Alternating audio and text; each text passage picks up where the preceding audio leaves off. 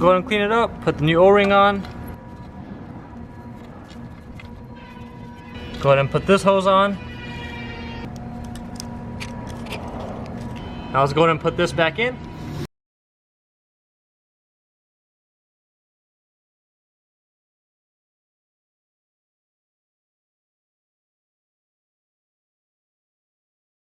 You'll feel the oil dipstick click back in once you have it pushed in all the way. Once it's clicked back in, you can go ahead and put the fuel hose back through that bracket.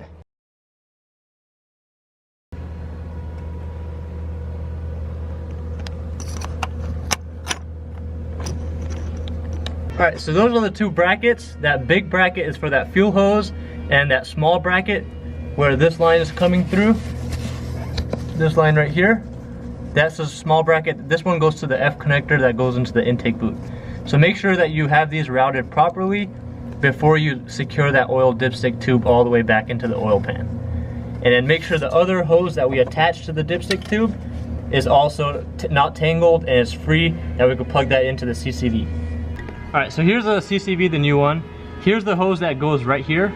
It plugs into the connector right here, and this one plugs in to this section right here, just like that. The top left bolt is right here. The top right bolt, or bottom right bolt, is right here. This right here goes to the oil dipstick tube. This one comes up and into the breather valve or breather hose for the valve cover. So what we're gonna do is we're gonna go and attach this first up here. We won't push it in all the way, we'll just get it sitting where it needs to be. So let's get it routed how it needs to go. Alright, so once you have that one routed, we'll go ahead and route this one as well.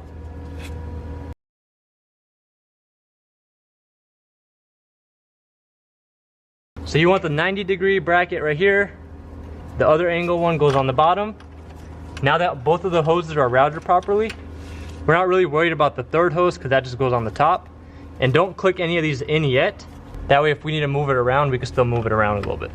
What we'll do now is we're gonna go ahead and get the hoses attached to the CCV, and then we'll go ahead and bolt the CCV in. Make sure when you're attaching them you hear a firm click. That means they're attached all the way. They'll clip around these little ridges on both. Then we can go ahead and screw both of these screws in, and then we'll do the rest of the attachments.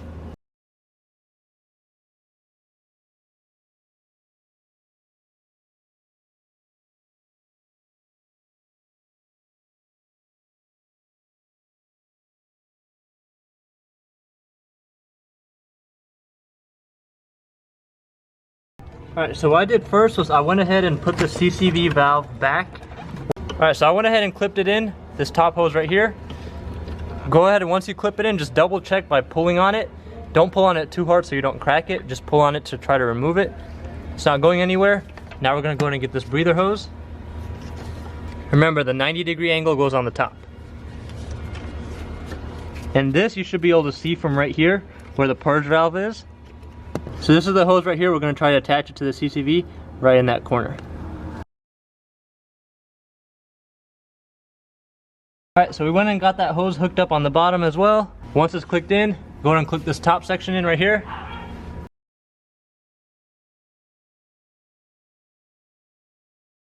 Once that's clipped in, now we're going to go ahead and put this hose on that goes across to right here. Go ahead and clip it in on this side first. You'll hear it click in. Go ahead and click that one in. Now the last one we have to click in is the oil dipstick return. Route it from underneath. So this is the hose right here. Here's the CCV. We're just gonna go ahead and clip it in. Alright, so now we got that clipped in as well. On all the hoses you will hear an audible click. Until you hear that, keep pushing. And then once you have heard it, still try to pull it off and make sure it doesn't pop off. Now that we have all that done, we can go ahead and put the throttle body back, the idle control valve, and start putting all the boots and everything back. First, we're gonna go ahead and put this purge valve back where it belongs. Just like that. Once we have the throttle body, the diesel valve, idle control valve, we can go ahead and secure the oil dipstick tube again as well. Alright, so before you put the throttle body and the idle control valve back, go ahead and clean them up. You can just get some brake cleaner, throttle body cleaner, whatever, it doesn't matter. Try not to move the flap too much. That way you don't mess up the calibration. But everything else, just spray it and it should just dissolve it.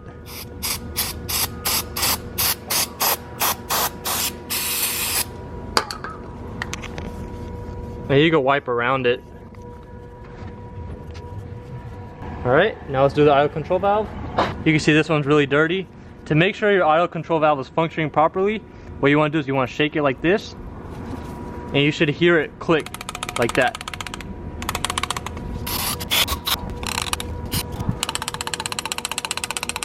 As you can see, it's starting to click a lot quicker without much effort at all. We're also going to change out this throttle body gasket. Alright, so to pull this throttle body O-ring out, just get a flathead. Try not to mar the surface, but just get it up just a little bit. Pull it straight out. Get the new one in. Get it around and push it in. And that's how you change your throttle body gasket. Now get the 4 bolts.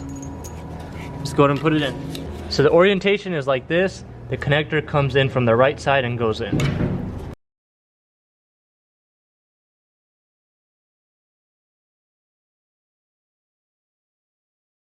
You want to loosely put in all 4 bolts first before you start tightening any of them down.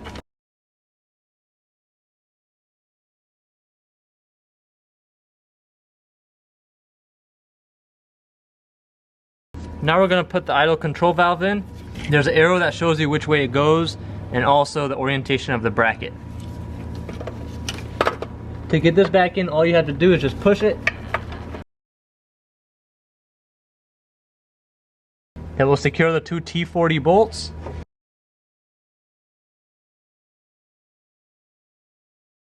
Alright, so once you have the idle control valve secured with the 2 T40s, go ahead and get the this wiring harness box back to where it's supposed to be. There's a 10mm nut that goes here, 10mm bolt that goes right here, and there should also be a bracket that secures onto the throttle body with the nut as well.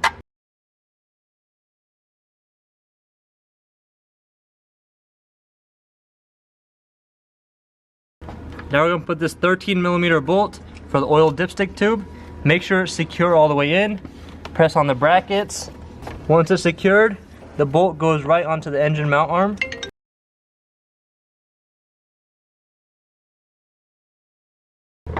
Alright, once that bolt's secure, go ahead and double check everything's good.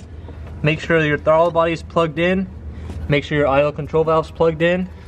Go ahead and plug in your purge valve.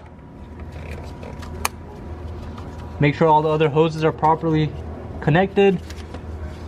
And only 2 wires you should have left is one for the diesel valve and one for your mass airflow sensor. What we're going to do now is we're going to go ahead and put the intake boots on, secure them down, and then we'll put the diesel valve in. Alright, so we're going to start off by putting the throttle body section in first. This groove has to line up with the groove on the throttle body. You can feel it with your finger. Go ahead and get it secure.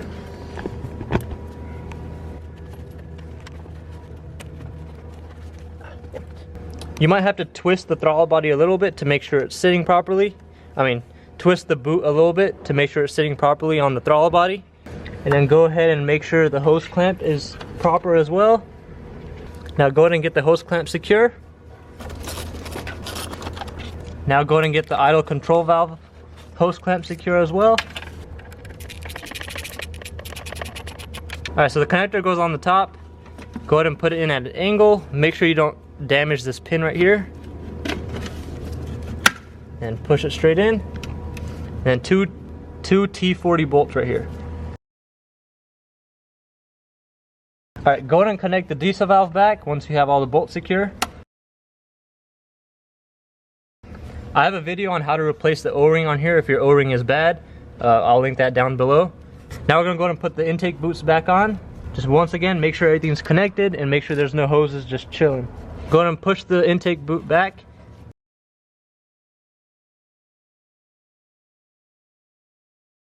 Make sure you go ahead and put this in. Double check these vacuum hoses, they tend to break, especially the bottom one. If it does, just get some 3/16 vacuum line or fuel hose, attach it to the hard line, and then attach it to the F connector right here. These hoses rarely break, but if they break, just take it to your local auto parts store and they'll find you a hose with the same length and same diameter. Now we're going to go ahead and put the air box back on. Make sure this air duct's attached, and you want to put it in at an angle.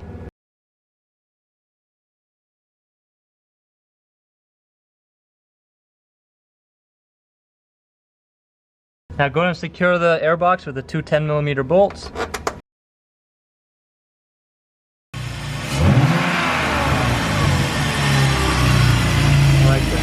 Now we're going to go ahead and put the covers back on. Now we can put the cabin filter housing back. Use the T30 socket. Go ahead and put the filter back in. Go ahead and put the cover back on. Push the clip down, turn it clockwise. Now put these wires back in.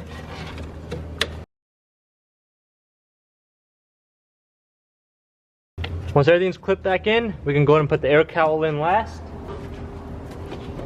Slide it in, let it clip in, then put the push pins back on.